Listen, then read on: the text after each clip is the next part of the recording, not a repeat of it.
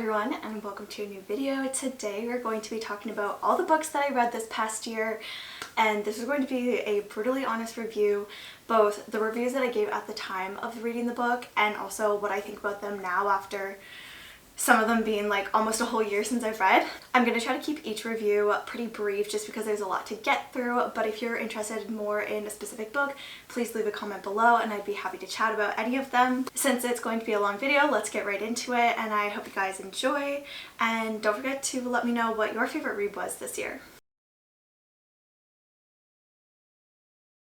5 is definitely like stellar for me, like, oh, I loved it, I think about it a lot, I recommend it to everyone, that kind of thing. A 4 is still like a solid book. There just wasn't something to make it stand out that much. A 3 is like, yeah, it's a good book, I can see why people maybe like it, but I didn't particularly like it. I don't tend to rate many books 2 and below because I either just DNF them or I don't read them in the first place. But if it's a 2, then it's like really bad. I have beef with the book. So that's kind of my rating system. Okay, let's pull up the story graph. Let's find the start. We'll start in January and then get to my current reads. So the first book that I read was The Atlas 6 by Olivia Blake. This is the first in the, I believe, duology. I can't remember if it's a trilogy or... I'll put it on the screen. I gave it a 4.5 and I did enjoy it, but I want to say, looking back now, I'd probably give it a 4. I feel like I liked the second one more, and being able to compare the two now, I'd probably give this one a 4, but I did initially give it a 4.5. This is essentially about kind of a secret magical society, and there's 6 students that get brought into the society, and then they have to obviously go through different trials and problems and stuff. And I did think it was cute, but yeah, like I said, I give it a solid 4. The next book on the list was a quick little novella, which is called Nick and Charlie. It is just a little novella in the Solitaire series about the two characters, Nick and Charlie. They kind of just like navigate like between high school into college era, and it's a short little book. I gave this a 4. I mean, it was fine. There was nothing. It was really cute. Like, and it was a very short read, so I think 4 is good. So the next book that I read was Magnolia Parks, the first one in the series. It's the first of 4. I give it a 4-star rating. I honestly only remember like the overarching plot line. I don't remember a ton of details, and I think that's why like people rave about this book, but because I couldn't really remember a whole lot, I just felt like I like read through it but didn't really like grasp onto too much. That's why it's only a 4. But I have been reading the rest of the series, which you'll see come up later, and I do think that they're a little more interesting, but I definitely didn't feel the huge grasp for it, and I am a diehard Gossip Girl fan, and so I was really looking forward to this book because I heard a lot of like comparisons between the two, but I definitely didn't feel that like 5-star on this book, but I can definitely see how people like it. Magnolia Parks is definitely on-again, off-again relationships and like toxic relationships and stuff. I really wanted to like this book, but it just, like I said, it did not land for me. The next book that I read was I'm Glad My Mom Died by Jeanette McCurdy. I don't really like to review or like star rate biographies. I just like feel bad. Like, they're all good unless it's like horribly written or something like that, then maybe less, but like it's their life story, so I just like feel bad rating them.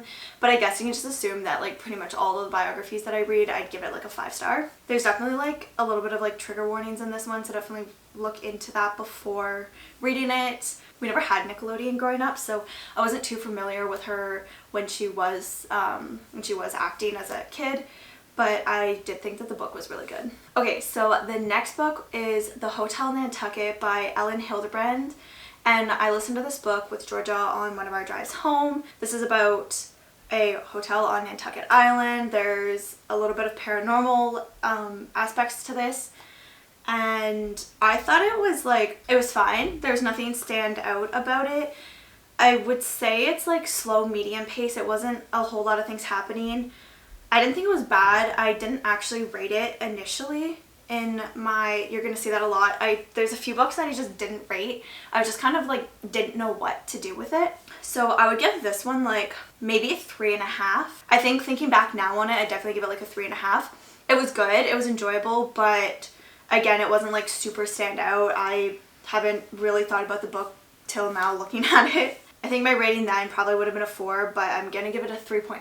So the next book I read is Fable by Adrienne Young, and this is book 1 in the World of the Narrows series, which is a duology, or as far as of now it's a duology. And I actually really liked this one. This was recommended by Georgia, and it's kind of like light fantasy. Like there is like fantasy, it's almost like it's like pirate aspect and like jewels and not really like magic, but like I almost want to say magical realism, but it's not magic. So like light fantasy, like fantasy but in the real world, but like in a different time, like not dystopian. I don't know how to explain it, but I did really enjoy it. I gave it a 4.5 at the time that I read it, and I would still say that's pretty true. 4.5. I have like talked about it before, but wasn't like quite a 5. And this is about Fable, who is basically, I don't know how much to say without giving it away, but basically she lives on a ship and she goes through a bunch of different like problems and stuff,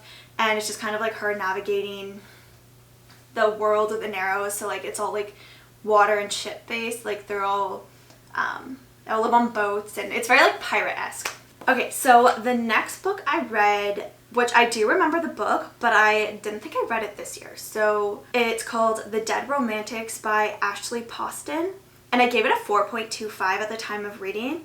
And I remember it being cute, but I actually can't remember a whole lot else about it, so maybe I'd give it like more like a 4. What even was this book? Oh, okay, so the main character was a ghostwriter who then had an encounter with like paranormal stuff. Kind of I think she goes back to a small town, like her hometown, and yeah, kind of there's a lot of paranormal stuff. I'd give it a 4 looking back at it now, just because I don't remember a whole lot, but I remember it being cute at the time that I read it. Okay, so the next book is called Recursion by Blake Crouch, and I believe this is the first in a duology, possibly more.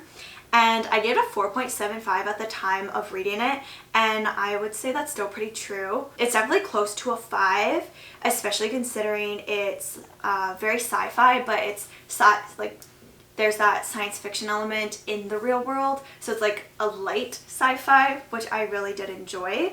This was also recommended to me by Georgia, and it's kind of like a time travel like bit back and forth, but there's like some sciencey stuff to it, and I thought it was really interesting. I thought it was really good. I don't actually remember how it ended, but I remember enjoying it. Okay, so the next book I read was Love and Other Words by Christina Lauren. I didn't rate it at the time that I read it. I'm trying to remember what this book is about. I honestly don't remember this book a whole lot. This was another recommendation by Georgia, and I read it pretty quick. Does it say how long? I remember reading this really quick, but I actually don't remember a whole lot, and even looking at the synopsis, it's not really ringing a bell, like vaguely, but I'm not really sure. So it says the average rating on the story graph is 4.25, but considering I don't really remember much about it, it seems like it's just a very standard love triangle rom-com. And considering I don't really remember a whole lot of it, I'm gonna give it a 3.5, like currently rating a 3.5, because I remember enjoying it in the time. Like there's nothing bad about it, but there's also nothing standout that I can even tell you about, so I'm gonna give it a 3.5.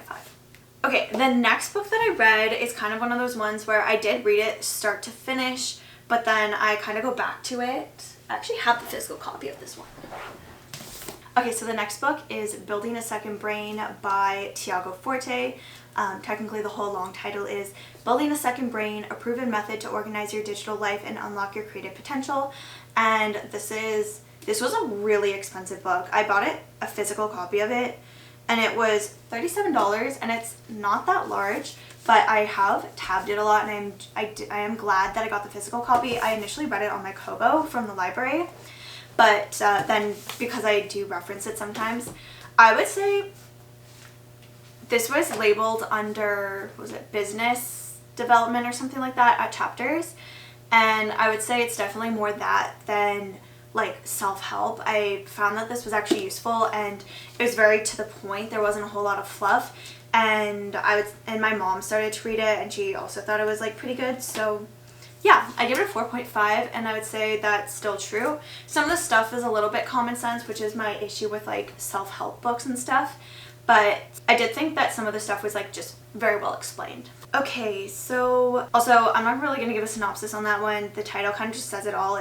I'm sure you've probably heard of it. If not, there's tons of videos. If you don't want to read the book, there are tons of videos explaining it and even people making like Notion like workspaces following this method. And you can probably watch like a 10-minute summary video that explains it way better. So I'm just gonna let you do that if you're interested. Okay, so the next book is also another somewhat light fantasy-esque book, and it's called Lore by Alexandra Bracken. I gave a 4.5 and I do remember really liking it. I actually remember like a good amount about it, but I don't want to give anything away. Okay, so this is about Lore, who lives in New York City, and essentially she's like a descendant of basically someone in the Greek realm. Like Greek mythology. It's Greek, right? Not Roman. I actually don't know the difference. Yeah, Greek gods. So it says every 7 years the Agon begins as punishment for a past rebellion. 9 Greek gods are forced to walk the earth as mortals. They are hunted by the descendants of ancient bloodlines, all eager to kill a god and seize their divine power and immortality. And so Lore basically just lives in present day New York City, but from what I can remember, she is like tied to one of these like ancient bloodlines, and I thought it was really good. I give it a 4.5, and looking back now I would say I would still give it a 4.5, maybe a 4.75, solid 4.75. So the next one is my first true 5-star read of the year, which I finished May 2nd, so it did take a little while to find a good, well, I've read lots of good books, but I mean a 5-star read, like a true 5-star read. And that was The Nightingale by Kristen Hanna. This is a historical fiction, and I'm not normally into historical fictions, but I heard really good reviews, so I was like, oh, I'll give it a try. Basically, it follows 2 sisters throughout World War II from the perspective of living in France. The one has a daughter, and she's just going through trying to survive the war in a Nazi-occupied village. And then her sister, Isabel, they say a rebellious 18-year-old girl, definitely rebellious, but it's really cool about like how she helped wounded soldiers throughout the war and everything. And it's a pretty long book. It took me quite a while to get through it, despite like I loved the book, but it did take me quite a while to get through because it is a pretty heavy subject line, and there's a lot of like, it was incredibly well written, but it was very, very heavy topics and very like, it was described so well that you really felt like a deep connection to it. And so I didn't really read it at night when I normally do most of my readings. I would try to read it throughout the day, because either A, I would just keep reading and not go to bed, or you would have to like end on like kind of like a cliffhanger and my heart would be racing, and so it just didn't really work well that way. So it took me a while to get through it, but I definitely say it's a fairly medium to fast-paced book. Fast at some spots, but definitely a solid medium-paced book. If you do plan on reading it though, I would definitely take a look at the content warnings. I gave it a 5, and I would still say it's a 5. Okay, so the next book is a little bit more lighthearted, and that is The American Roommate Experiment by Elena Armas. It's a romance. She ends up being roommates with this guy.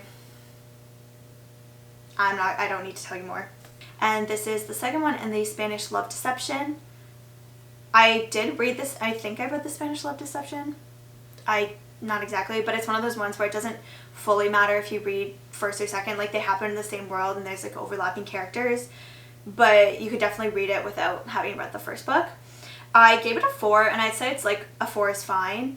It was cute. I enjoyed it while I was reading it, but again, nothing super standout-ish. I haven't really thought about it since I read it, so I'm going to give it a 4 still. Okay, what is this one? Okay, so the next book that I read was Love the One You're With by Emily Giffin.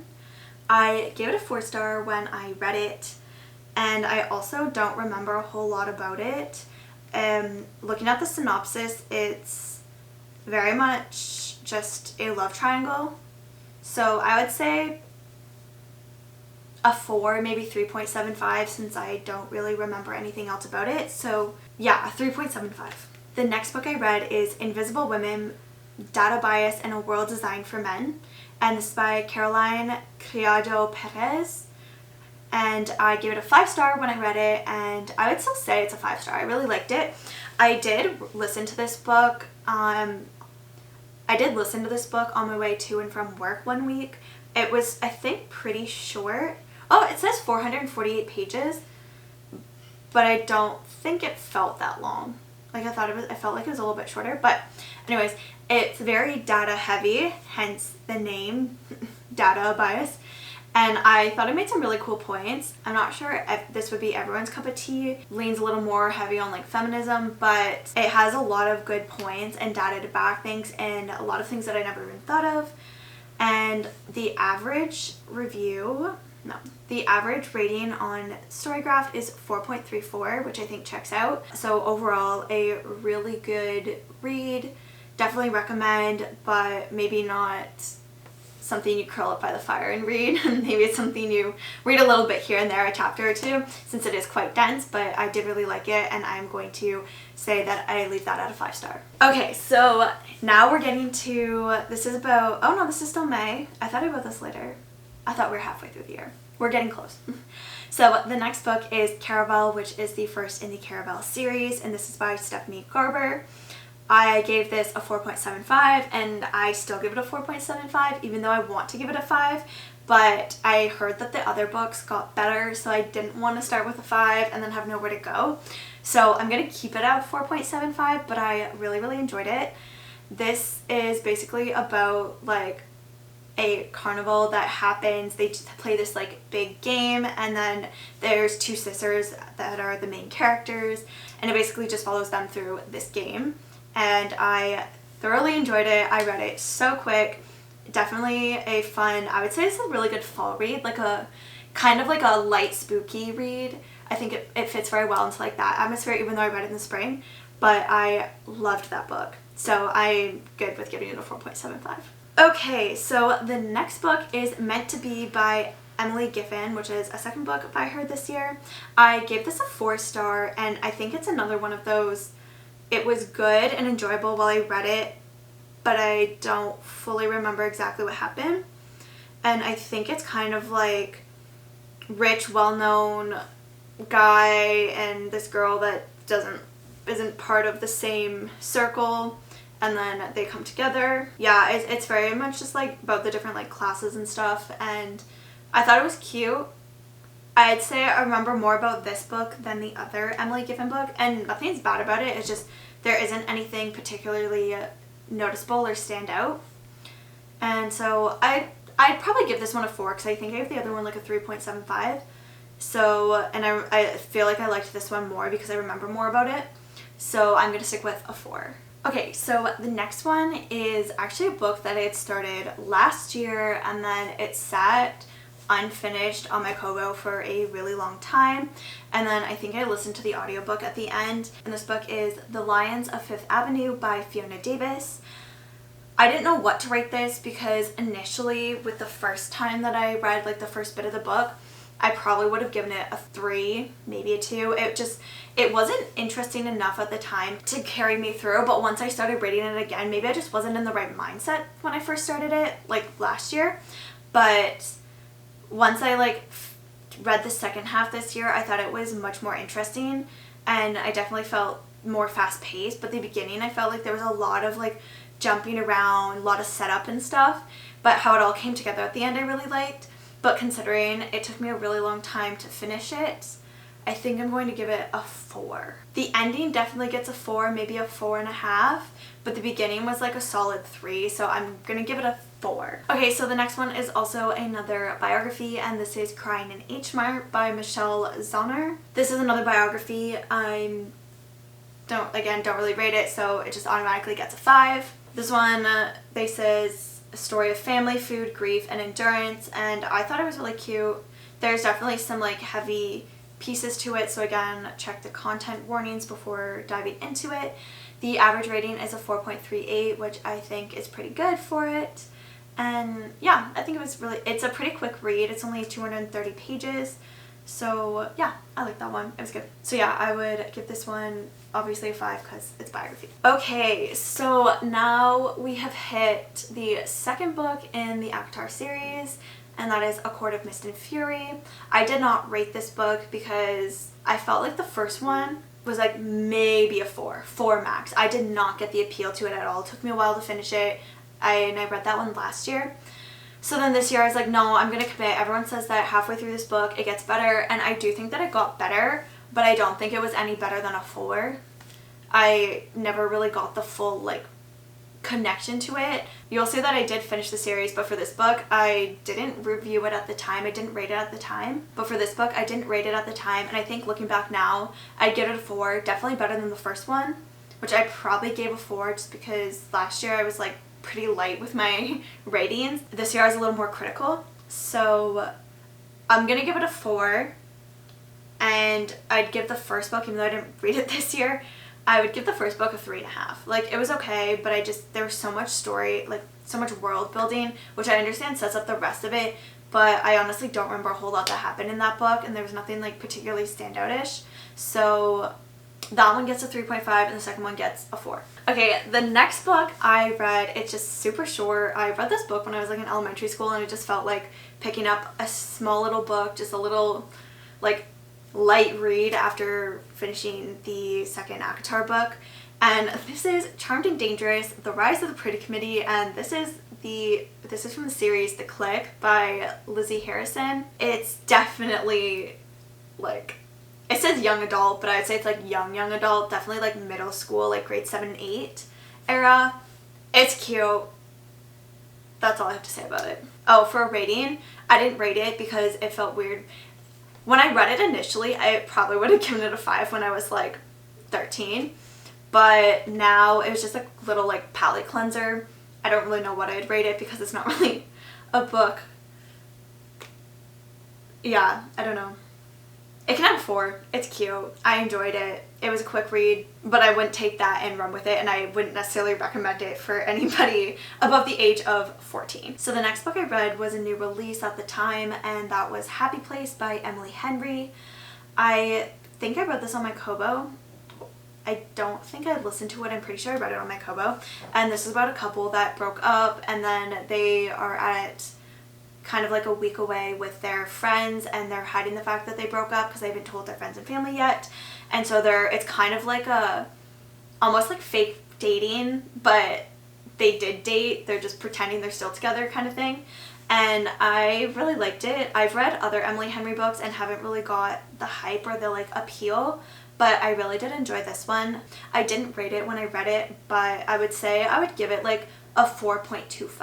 I feel like that's pretty fair. It's not quite a 4. I liked it a little more, but I don't think it was quite a 4.5. Like, I feel like that's too close to a 5. Okay, the next book is another biography. I'm actually surprised I read so many biographies, and the one after this is also a biography, but I feel like they're all very different like genres of people. So this one is Playing the Long Game, a memoir by Christine Sinclair, who is she's the captain, or has been the captain, of the national women's soccer team in Canada, and I have followed her like career journey since I was very young, since she started, and I really enjoyed it. I read this in like a weekend at my boyfriend's cottage, and I really enjoyed it. It's really interesting to see because she doesn't post, she's not very despite being a public figure, she doesn't really like talk about her life a whole lot. So this was kind of the first time you get a glimpse into the side of her life that isn't just soccer, and you also get to learn a lot more about how like the women's team gets treated and stuff like that in Canada and all of that stuff. And I thought it was really interesting if you're like into soccer and you're a Canadian, or even if you're not. I honestly think she's like incredible what she's done, and she actually plays for a professional women's team in the States, so I'd say there's also that aspect too. And obviously it gets a 5, even if it wasn't a biography. Or even if I didn't just give biographies a 5, I'd definitely give hers a 5. Okay, the next one, also a biography, and this one is Wild Ride, a memoir of Ivy Drips and Rocket Ships by Haley Akrino. I've never heard of her before.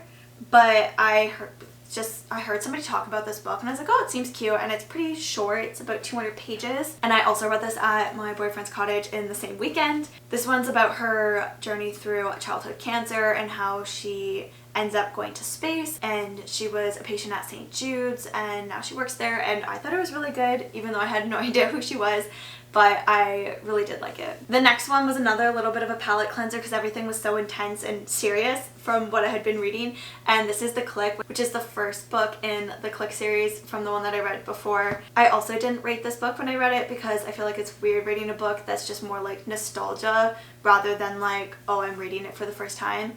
It was just something that I was like, oh, I'm just gonna read. I think I was in my Gossip Girl phase and was like, you know, have a little bit of like Gossip Girl-esque, even though it's not exactly Gossip Girl, it's basically just like rich kids, but I mean, it's cute.